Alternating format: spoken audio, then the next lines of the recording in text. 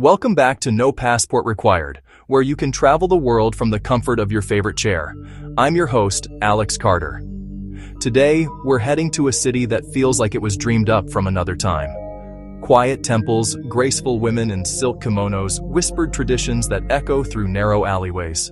We are going to Kyoto, Japan. This isn't just a place on a map. It's an idea, a feeling. It's the heart of old Japan, beating steadily beneath a modern skin. It's a city that promises serenity, but is full of contradictions, where a 1,000-year-old shrine can stand in the shadow of a neon-lit convenience store.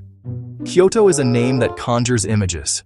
You're probably thinking of fiery red torii gates winding up a mountainside, or maybe the ethereal green glow of a bamboo forest. Perhaps it's the quiet contemplation of a rock garden, raked into perfect, silent waves. You've seen the pictures, you've heard the stories. But there's another side to this city, a secret layer that most tourists walk right past. It's a ritual, ancient and profound, that connects the city to its spiritual core. It's not performed in a famous temple or a grand palace. It's hidden somewhere you would never, ever think to look. So, what is this secret ritual? And where in this city of gods and ghosts does it take place? The answer is so unexpected, it will change the way you see Kyoto forever. It's not in the GION district, it's not at the Golden Pavilion, and you won't find it on any travel blog's top 10 list. It's hiding in plain sight, in one of the most common, everyday places imaginable. A place so ordinary, you've probably been in one just like it 100 times without a second thought. Stay with me, because later in this journey, I'm going to take you there and reveal it all. For now, let's get our bearings.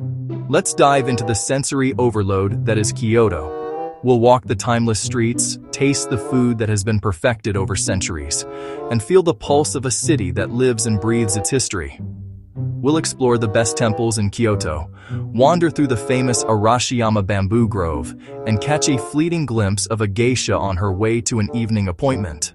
We're peeling back the layers of this incredible city, one story at a time, on our way to uncovering its most surprising secret. Stick around, you don't want to miss this. The journey to Kyoto often begins with a blur. You're on the Shinkansen, the bullet train.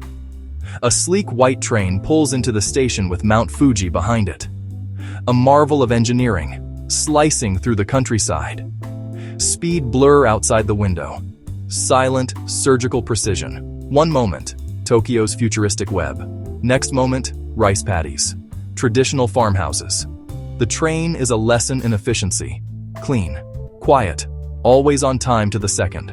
Hurtling toward a city famed for slowness and tradition. First of many contradictions. Hyper-modern, deeply ancient. They don't just coexist, they lean on each other.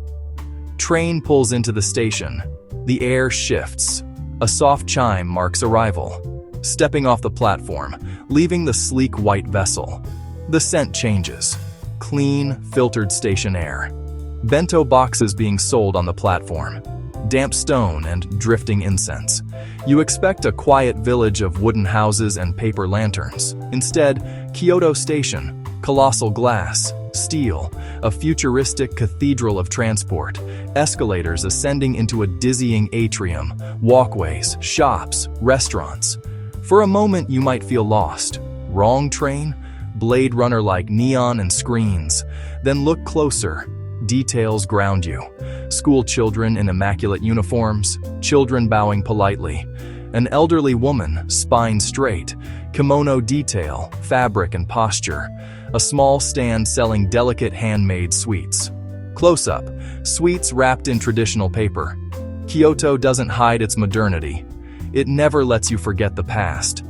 The journey has just begun. Look beyond the first impression. Kyoto Station is more than just a transit hub. It's a statement. Designed by architect Hiroshi Hara, it was built to commemorate the 1200th anniversary of the city's founding. It's a piece of modern architecture that deliberately contrasts with the traditional image of Kyoto, yet it also pays homage to it. The massive, lattice-like roof is meant to evoke the grid pattern of the ancient city streets. The Matrix, a grand staircase of 171 steps, hosts light shows and events. turning a simple ascent into a public spectacle. It's a place that forces you to reconsider what a gateway to a historic city should be. It doesn't try to imitate the past, it builds a bridge from it to the future. As you navigate the station's labyrinthine corridors, you are surrounded by the rhythm of modern Japanese life. The constant, polite flow of people, the hum of conversations, the announcements echoing through the cavernous space. It's a sensory overload, but a controlled one. Everything is orderly. Everything has its place. This is where you can grab your first taste of Kyoto, not in a formal restaurant, but from one of the countless food stalls. A simple onigiri rice ball, a warm taiyaki pastry filled with red bean paste, a full bento box that is a work of art in itself. This is travel in its purest form, tasting the everyday flavors of a new place. The best travel tip for any first-time visitor is to not rush out of the station. Take the series of escalators all the way to the top, to the Sky Garden. Up here, 15 floors above the tracks, the noise of the city fades away. You are rewarded with a panoramic view of Kyoto. To the north, the city sprawls towards the mountains that cradle it. You can see the distinctive shape of the Kyoto Tower, the faint outlines of temple roofs nestled among the urban landscape. It's from this vantage point that you begin to understand the layout of the city and the sheer scale of what lies ahead. From this high perch, you can also appreciate the changing seasons, a crucial part of any Kyoto travel guide. In spring, you might see clouds of pale pink from the cherry blossoms dotting the cityscape. This is the peak season for cherry blossom viewing, or hanami, when parks and temple grounds are filled with people celebrating the fleeting beauty of the sakura. In autumn, the same view will be ablaze with the fiery reds and oranges of the maple leaves, a season known as koyo. Timing your visit to coincide with these natural spectacles transforms a great trip into an unforgettable one. And it all starts with this first sweeping look from above. Leaving the station behind, you take a bus, a taxi, heading east toward GION. The transition is gradual. Wide, modern avenues begin to narrow. Concrete buildings give way to macchia-tiled roofs, latticed windows. This is the Kyoto you came for. The air feels different, heavier with history. Entering Hanami-Koji, Flower Alley, the heart of the geisha district. A world on a different clock. Edo-era traditions in daily life. The architecture tells a story. Low-slung buildings, dark, weathered wood, bamboo blinds hinting at private interiors. Many houses are now upscale restaurants, tea houses, exclusive establishments. Geisha, Geiko in Kyoto, entertain clients. Daytime streets filled with tourists, hoping for that iconic photo. Yet there's a quiet reverence. You walk slower, speak softer, as if not to disturb lingering spirits. As evening falls, GION awakens. Paper lanterns outside Ochaya are lit, a warm golden glow on dark wood and the stone-paved streets. Day crowds thin, quiet anticipation rises. The moment you might witness something special. A geiko, a younger Maiko, apprentice, emerging from a doorway. A flash of silk, a painted face. They move with elegance, wooden geita clip on stones, hurrying to appointments. Seeing a geiko is not guaranteed. It is a fleeting, precious moment. They are not performers for the public. They are artists at work preserving heritage. There's an etiquette. Don't chase. Don't block their path. Don't use flash. You simply observe with respect. This glimpse is a reminder. Kyoto is not a museum. A living city where ancient arts are practiced. An unbroken link to a proud, elegant past. It sets the stage for what you'll discover next. Our exploration of Kyoto's spiritual heart begins at a place that feels like a pathway to another world, Fushimi Inari Taisha. This isn't just one of the best temples in Kyoto, it's a sprawling, sacred mountain landscape. Dedicated to Inari, the Shinto god of rice, sake, and business prosperity. The shrine is famous for its thousands of vibrant, vermilion torii gates. Each gate is a donation from an individual or a company, a physical prayer for good fortune. They form a winding, tunnel-like path that snakes for miles up the mountain.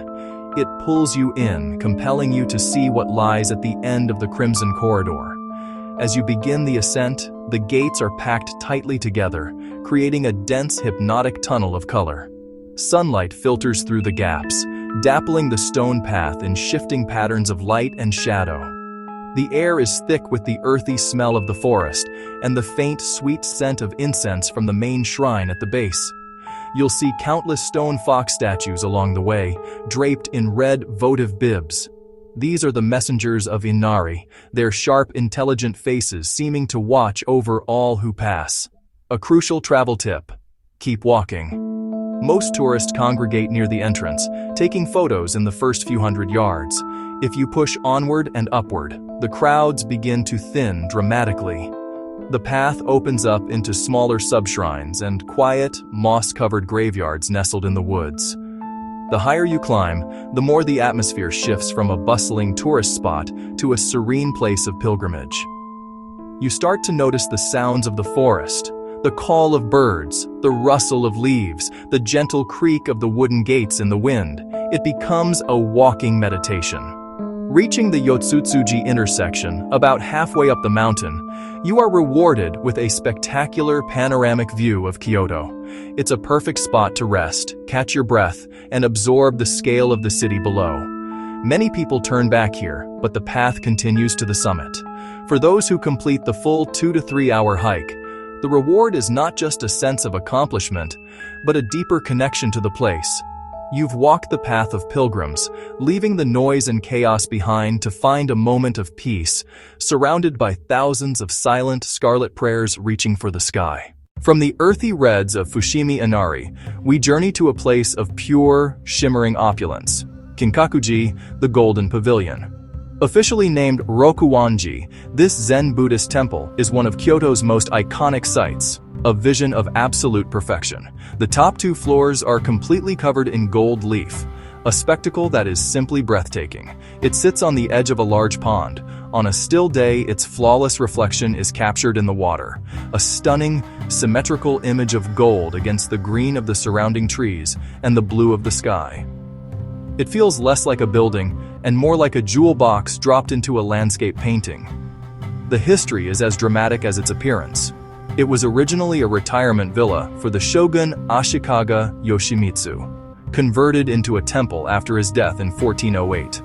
The structure you see today is not the original. In 1950, a novice monk burned the pavilion to the ground. The act shocked the nation and was later fictionalized in a famous novel. It was painstakingly rebuilt in 1955 as an exact replica, perhaps even more brilliant. This story adds a layer of fragility to its beauty, a reminder that even the most perfect things can be lost. Visiting Kinkakuji is a carefully choreographed experience.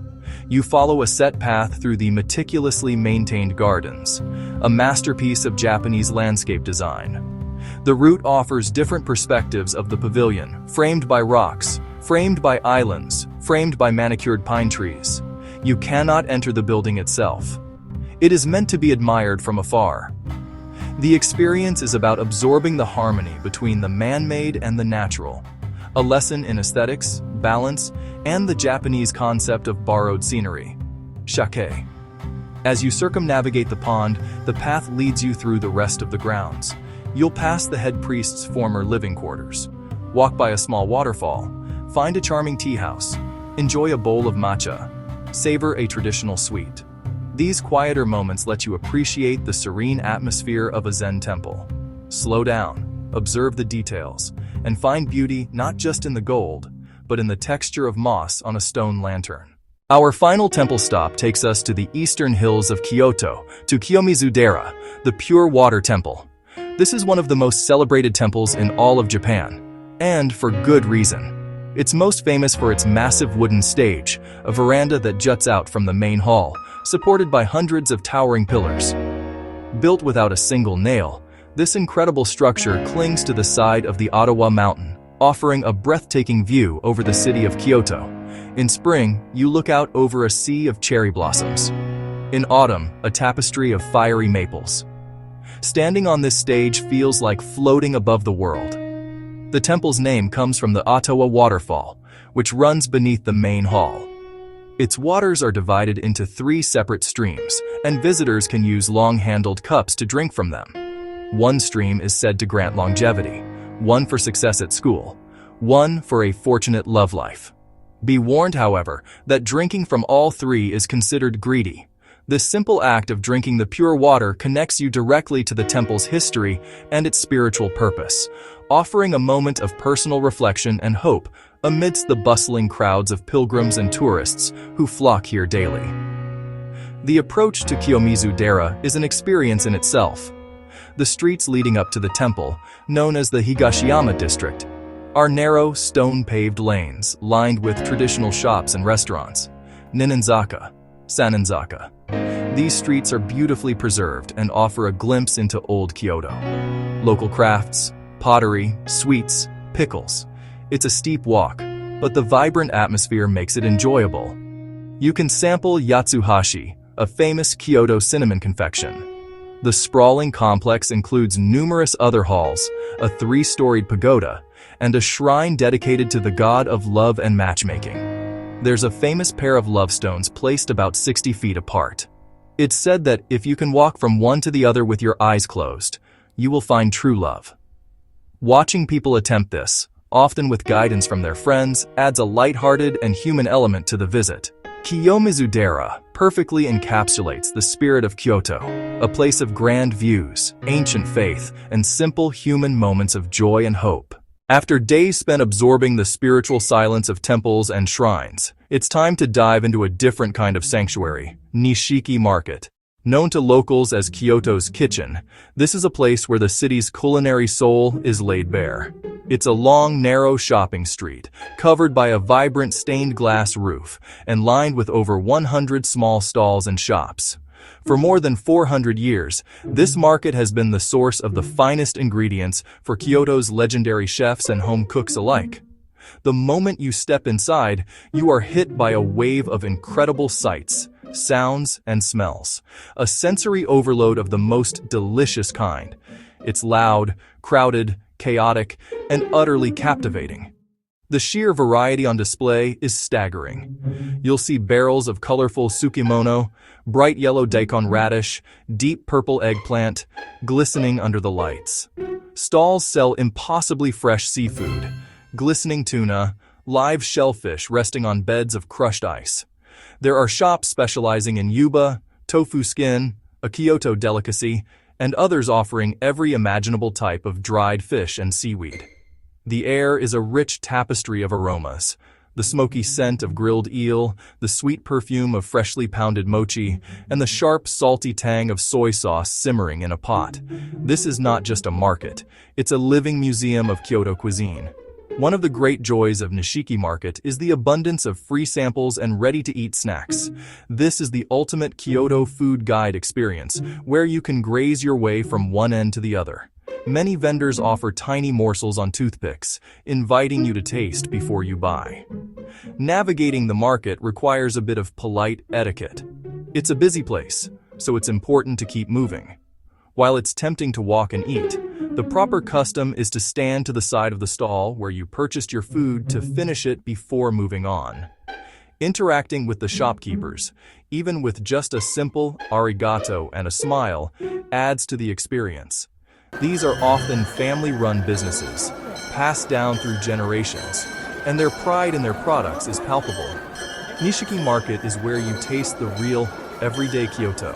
While Nishiki Market offers a taste of everything, Kyoto is most famous for a specific style of dining that elevates food to an art form, kaiseki.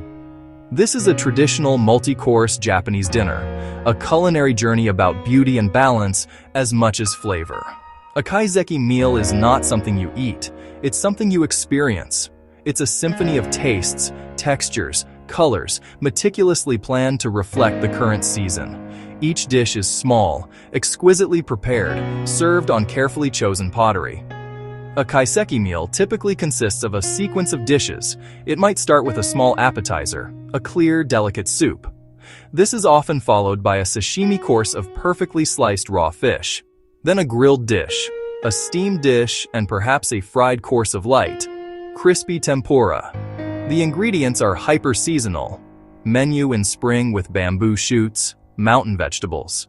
Completely different from autumn with mushrooms, chestnuts. You don't need to break the bank to experience this level of culinary artistry. While high-end ryote and GION can be incredibly expensive, many smaller restaurants and some inns offer more affordable kaiseki lunches. This is a great travel tip for those on a budget. A lunch set will often feature many of the same principles and quality ingredients, but at a fraction of the price. Beyond the formal setting, seasonality and quality permeate all of Kyoto's food, right down to its noodle bowls. Kyoto-style ramen is distinct from the heavy pork bone broth ramen you might find in other parts of Japan. It often features a lighter, clearer broth, soy-based, chicken-based, still packed with deep, complex flavor. Served with thin, straight noodles, green onions, sliced pork, bamboo shoots, it's a refined and satisfying meal. Seeking out a local ramen shop, sitting shoulder to shoulder with residents on their lunch break, is another essential way to connect with the city's living food culture. No discussion of Kyoto food would be complete without mentioning its two most celebrated ingredients, matcha and tofu. The hills of Uji, just south of Kyoto, are renowned for producing the finest green tea in all of Japan. Matcha is its most potent expression. This vibrant, powdered green tea is central to the Japanese tea ceremony, or chado, the way of tea. Participating in a tea ceremony is a must-do activity. It's a quiet, meditative ritual that is about much more than just drinking tea. It's a choreographed art form that emphasizes harmony, respect, purity, and tranquility. During a tea ceremony, you are guided through a series of precise, graceful movements as the host prepares the tea. You'll be served a traditional sweet, or wagashi, to balance the slightly bitter taste of the matcha. The tea itself is whisked with a bamboo whisk, or chasen, until it becomes a frothy, emerald green liquid. The act of receiving the bowl, turning it, drinking, and expressing gratitude is steeped in centuries of Zen Buddhist tradition. Just as Uji is famous for tea, Kyoto is famous for its tofu. Thanks to the city's exceptionally pure, soft water. The tofu made here has a silky texture and delicate flavor that is unmatched. One of the best ways to experience it is by trying yudofu, a simple and elegant dish where blocks of tofu are gently simmered in a hot pot of water with a piece of kombu seaweed. It's served with various condiments like soy sauce, grated ginger, and chopped green onions.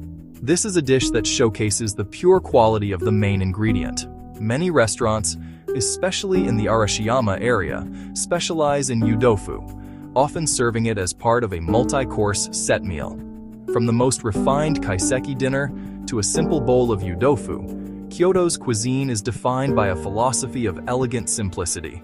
It's about taking the best possible ingredients, sourced at the peak of their season, and using meticulous techniques to bring out their natural flavors. This respect for ingredients and dedication to craft is what makes dining in Kyoto so special. It's a reflection of the city itself, rooted in tradition, obsessed with quality, and always striving for a state of perfect, understated harmony. The famous sites are famous for a reason. You have to see them. Kinkakuji, Fushimi Inari, the Bamboo Grove. They're the headliners, the rock stars of Kyoto.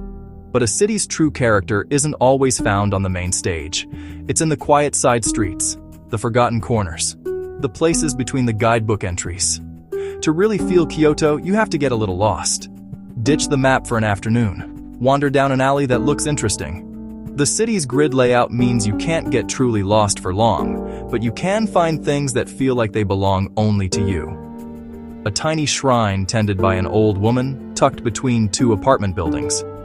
A small, family-run shop selling handmade paper. A quiet canal you never knew existed. One of the best ways to do this is on two wheels. Rent a bicycle. Kyoto is mostly flat, making it perfect for cycling. It gives you a freedom that buses and trains can't. You can follow the Kamo River, the artery that runs through the heart of the city. Here, you'll see local life unfold. Students practicing a dance routine, couples having a picnic, an old man fishing, salarymen unwinding after a long day. You can pedal north towards the botanical gardens or explore the charmingly rustic streets of the Nishijin weaving district. It's on a bike that the city opens up, revealing its more intimate, everyday rhythms, far from the crush of the tourist hotspots. Look for the small details. The shoki-san statues perched on the roofs of old machiya houses, the intricate tile work on a random wall, the sound of a wind chime from an open window. These are the things that build the real texture of a place. Duck into a Kissa-ten, an old-school Japanese coffee shop. These are relics from another era. Dark interiors, wood-paneled rooms, haze of cigarette smoke, the sound of classical music. Here, you can sip a meticulously brewed cup of coffee and watch the world go by, feeling like you've stepped into a time warp. This is where you find the soul of the city, not in a grand gesture, but in a quiet moment. And remember that secret ritual I mentioned? The one hidden in plain sight, in the most ordinary of places? We're getting closer. Think about the places you go without a second thought. The places that are about utility, not beauty. We've seen the sacred, the beautiful, and the delicious. Now it's time to peel back that final layer. It's time to look at the mundane and see the magic hidden within it. The answer is waiting, just around the corner, in a place so common, you'll laugh when you realize where we're going. So, we've walked the ancient paths, tasted the timeless flavors of Kyoto. We've stood in awe of golden temples, felt the quiet hush of a bamboo forest. I promised you a secret, a ritual, ancient and profound, hidden not in a sacred shrine, but in a place so common you'd never think to look. The answer has been hiding in plain sight all along, glowing with a familiar fluorescent hum. The secret ritual of Kyoto takes place inside a convenience store. 7-Eleven, Family Mart, Lawson. Yes, a konbini. It sounds like a joke, I know, but think about it. Where else can you find such a perfect microcosm of Japanese society? Absolute order, pristine cleanliness, unparalleled efficiency. It's a place of quiet, unspoken rules and deep respect. The ritual is the simple act of purchase. You select your item, an onigiri rice ball. You select your item, a hot coffee. You approach the counter. There is no loud chatter, no haggling. The cashier with practiced, graceful movements that echo the precision of a tea ceremony. The cashier takes your item and scans it. The cashier tells you the price. There is a small tray for the money. Hands never touch. Change is returned with 2 hands and a bow. Your purchase is bagged with impossible care. This is more than just a transaction. It is a performance of omotenashi, wholehearted hospitality. It's an intricate dance of respect, trust, and mutual consideration, performed thousands of times a day. It's the belief that every interaction, no matter how small or mundane, should be conducted with grace and dignity. The cashier treats your 100 yen can of tea with the same reverence a priest might treat a sacred object. You, the customer, respond with quiet gratitude. In this simple, everyday exchange, you see the core values of Japanese culture in their purest form. It's the philosophy of the grand temples applied to the most ordinary of settings. And that is the ultimate lesson of Kyoto.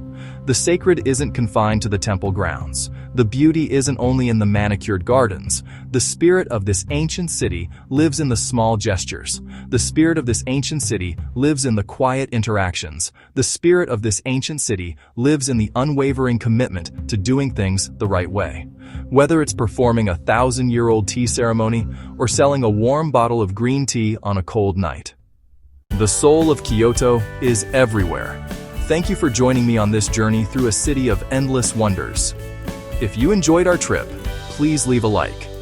In the comments below, tell me what destination you'd like to see us explore next, right here on No Passport Required.